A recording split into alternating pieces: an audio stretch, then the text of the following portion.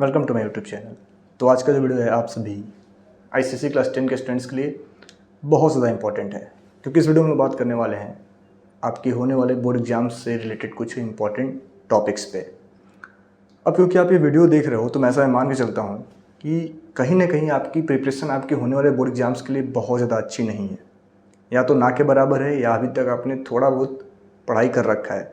ज़्यादातर बच्चे ऐसे होंगे जो कुछ ना कुछ तो पढ़ ही रखे होंगे, क्योंकि अभी आपके हाफ ईयरली एग्जाम्स हुए हैं या फिर होने वाले हैं, तो कहीं ना कहीं आप थोड़ी बहुत पढ़ाई तो अच्छा कर ही रखे होंगे। अब आपके पास टाइम बहुत कम बचा है, और अगर आप इस वीडियो को देख रहे हो तो आप इसको सीरियसली देखो और एंड तक देखो। इसमें आज आपको बहुत कुछ सीखने को मिलने वाला है कि आखिर इस कम टाइम पीरियड में हम कैसे अपनी प्रिपरेशन करें ताकि अपने होने वाले बोर्ड एग्जाम्स में हम एक डिसेंट मार्क्स, अच्छा मार्क्स स्कोर कर पाएँ। तो आइए अपने वीडियो को हम लोग शुरू करते हैं। पहला पॉइंट मैं आप सभी को क्लियर कर दूं कि अगर आपने अभी तक बहुत ज़्यादा पढ़ाई नहीं भी कर रखी है तो भी ऐसा नहीं है कि आप अपने होने वाले एग्जाम्स में more than 90%, more than 95% marks score नहीं कर पाओगे। आपके पास अभी भी मौका है, आप कर सकते हो। लेकिन अगर आप ये वीडियो जनवरी मंथ में देख रहे हो या फिर मैं आज के 2 महीने बाद ये वीडियो बना रहा होता तो मैं आपके को ऐसा प्रॉमिस नहीं करता। लेकिन अभी आपके पास टोटल देखा जाए तो 4 मंथ्स का समय बचा हुआ है, अक्टूबर, नवंबर, दिसंबर, जनवरी एंड फरवरी मिड।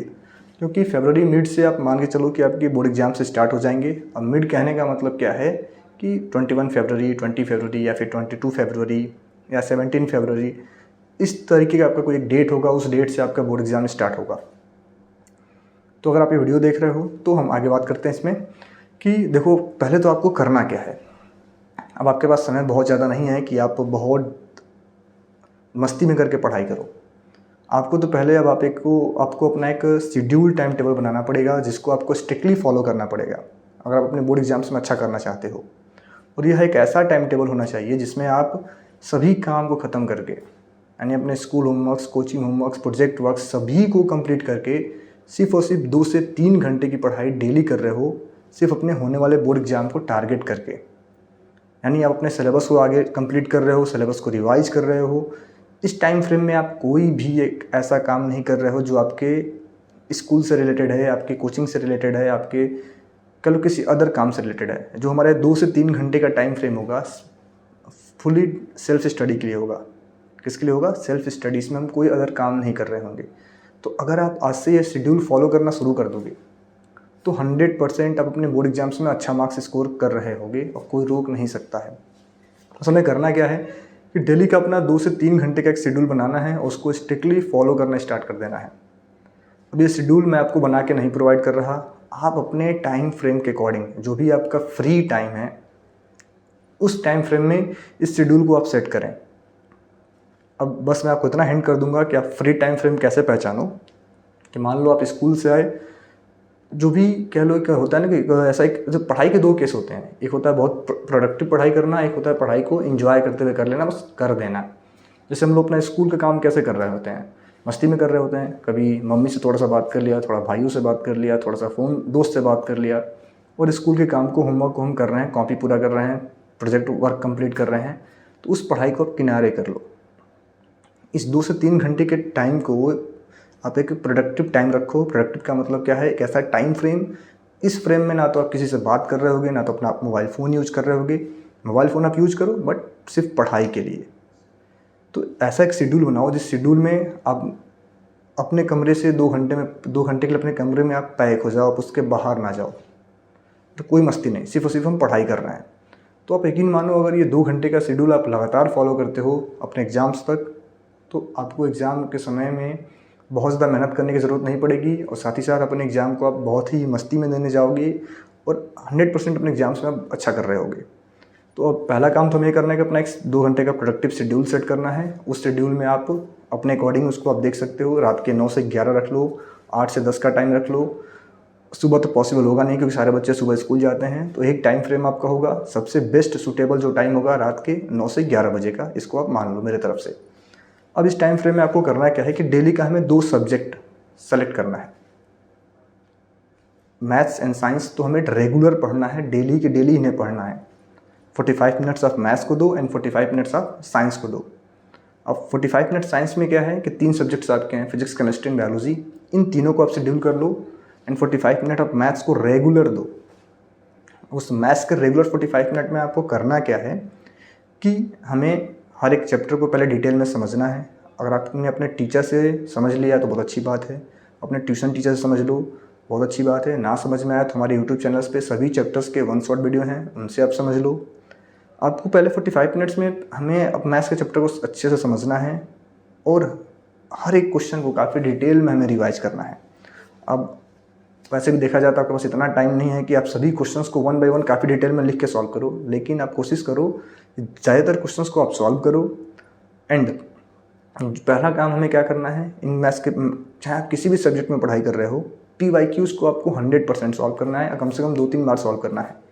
साथ ही साथ हमारे इस चैनल पे आपको मैथमेटिक्स के सभी चैप्टर्स के इंपॉर्टेंट क्वेश्चंस मार्क कराए जा रहे हैं, उनका भी सीरीज आप देख लेना। और जो क्वेश्चन आपको बताए जा रहे हैं आप अपने चैप्टर को समझ के उनको रिवाइज कर लोगे और PYQ सॉल्व कर लोगे, आपका मैथमेटिक्स का काम हो जाएगा। तो मैथ्स में आपको इतना करना है। साइंस में आपको वही PYQs करने हैं, चैप्टर्स को डिटेल में समझना है। आप चाहे टीचर समझो चाहे 1 शॉर्ट वीडियो देख लो। तो अगर हम देखें तो 45 और 45 मिलके हमारे हो गए कितने, 1.5 घंटे। मान लो कि आप 40 मिनट्स का मैथ्स रख लो, 40 मिनट्स का साइंस रख लो और 10 मिनट अपना गैप रख लो। और जो आपके पास हाफ आवर का शेड्यूल बच रहा है, जो मैंने आपको 2 घंटा डेली देने को बोला है, उस हाफ आवर के शेड्यूल में आप अपना जो आपके अदर सब्जेक्ट्स हैं जैसे history, civics, geography, English, Hindi, इनको सेट करो। इनको भी रेगुलर पढ़ाई करना शुरू करो। अब होता क्या है कि बहुत सारे स्टूडेंट्स करते क्या हैं कि मैथ्स एंड साइंस को तो सीरियसली लेके पढ़ रहे होते हैं, उनका कोचिंग ज्वाइन कर लेते हैं, उनको डेली घर पे भी पढ़ रहे होते हैं क्योंकि थोड़ा ये इंटरेस्टिंग भी होते हैं। हम लोग कहीं ना कहीं हिंदी, इंग्लिश और साइंस, सोशल साइंस में अपने टाइम को कम देते हैं और लास्ट में हमारे लिए बहुत ज़्यादा ये हेक्टिक हो जाता है। अगर आप इनको थोड़ा सा अभी से टाइम देना शुरू कर दोगे, हिंदी, इंग्लिश को, सोशल साइंस को, तो आपके एग्ज़ाम समय तक ये बहुत अच्छे से प्रिपेयर हो जाएंगे और आप इनमें बहुत अच्छा कर पाओगे। और बोर्ड एग्जाम्स में अच्छा मार्क्स स्कोर करने के सबसे मेजर फैक्टर यही हैं, social science, Hindi, English and आपका जो कंप्यूटर आपका ऑप्शनल सब्जेक्ट होता है। इनमें 100% मार्क्स अच्छा आ रहा होता है बहुत कम पढ़ाई करके। अगर आप इनको आधे घंटे डेली भी पढ़ रहे हो तो 100% आप इसमें अच्छा कर जाओगे। तो अगर आप ऐसा नहीं कर रहे हो तो आज से फॉलो करना शुरू कर दो। इन सब्जेक्ट्स को भी थोड़ा सा इज्जत दे दो भाई, इनको भी पढ़ना स्टार्ट कर दो। एंड मैथ्स एंड साइंस को मैंने जो आपको बताया उसको अपने आप डेली रूटीन में लाएं। और इस जो 2 घंटे का शेड्यूल है इसको आप ऐसे सेट करें कि इस टाइम फ्रेम में आप कुछ भी नहीं कर रहे हो। कोई इंस्टाग्राम पे चैटिंग नहीं, कोई व्हाट्सएप पे चैट नहीं, कोई मोबाइल फ़ोन का यूज़ नहीं। हाँ, मोबाइल फ़ोन आप यूज़ कर लो एज ए पढ़ाई। देन आगे आपको क्या करना है कि जो भी सब्जेक्ट्स आप पढ़ रहे हो उसमें आपको कुछ इंपॉर्टेंट फार्मूले, अगर मैथ्स में पढ़ रहे हो तो मैथ्स के इंपॉर्टेंट फार्मूला है तो उसका एक फार्मूला सीट प्रिपेयर कर दो। अभी से सभी चैप्टर्स के फार्मूले नोट करना शुरू कर दो। साथ ही साथ अगर आप साइंस पढ़ रहे हो तो साइंस में भी हमें फार्मूले देखने को मिलते हैं, उनका भी आप फार्मूला सीट प्रिपेयर करो, उनके फार्मूले को आप नोट करना स्टार्ट कर दो अभी से। तो इस तरीके से आपका पास एक रिवीजन का नोट्स भी प्रिपेयर हो जाएगा। जो इंपॉर्टेंट पॉइंट्स आपको मिल रहे हैं उनको लिखते चलो। तो लास्ट में जब आपको एग्ज़ाम के टाइम पे रिवीजन करना होगा तो बहुत ज़्यादा हेक्टिक नहीं होगा, आप इजीली रिवाइज कर पाओगे। तो जो भी आपको इस चैप्टर्स मिल रहे हैं इनका एक, जो भी कुछ आप पढ़ रहे हो उनका एक नोट्स तो ज़रूर बनाओ। पहला 2 घंटे का हमें स्ट्रिक्ट शेड्यूल फॉलो करना है। साथ ही साथ जो कुछ भी पढ़ाई कर रहे हैं उसका हमें एक शॉर्ट नोट्स प्रिपेयर करना है, हैंड रिटन, खुद के फॉर्म में। होता क्या है कि मैंने देखा है बहुत सारे बच्चे नोट्स अपने फ्रेंड से ले लेते हैं, ये गलत चीज़ है। अगर आप नोट्स खुद का बनाओगे तो पहला बात तो अगर आप कोई भी चीज़ पढ़ के लिख रहे हो तो लिखते समय आपको आधी चीज़ें, आधे टर्म्स तो वैसे ही याद हो जाते हैं, वैसे आपको समझ में आ जाते हैं। तो कुछ भी करो, हैंड रिटन नोट्स, खुद का नोट्स प्रिपेयर करो, ये आपके एग्ज़ाम के समय आपका बहुत ज़्यादा हेल्प करेंगे। तो शेड्यूल को फॉलो करना शुरू करें। अगर आपको लगता है कि आप मैनेज नहीं कर पा रहे हो कि हम कैसे फिजिक्स, केमिस्ट्री, बायोलॉजी को मैनेज करें, मैथ्स को कैसे मैनेज करें इस 2 घंटे के समय में, सोशल साइंस को कैसे मैनेज करें, तो आप इनको थोड़ा सा चेंज भी कर सकते हो। मान लो आप आज मैथ्स कर लो, मैथ्स एंड साइंस कर लो, कल मैथ्स और सोशल साइंस कर लो, इस तरह का लेकर भी चल सकते हो। आप अपने अकॉर्डिंग देख लो। अगर नहीं हो पा रहा तो आप हमें कमेंट करके बताएं, इसका भी एक डिटेल शेड्यूल आपको बना के दिया जाएगा। अब मैंने कह दिया है 2 घंटा पढ़ना, मतलब सिर्फ 2 घंटा ही नहीं, अगर ज़्यादा पॉसिबल है तो ज़्यादा आप और ज़्यादा पढ़ाई करो और अच्छा स्कोर करना चाहते हो तो। मेरी वीडियो आप सभी को अच्छा लगा है तो हमारे चैनल को सब्सक्राइब कर लें, वीडियो को लाइक कर दें। Thank you.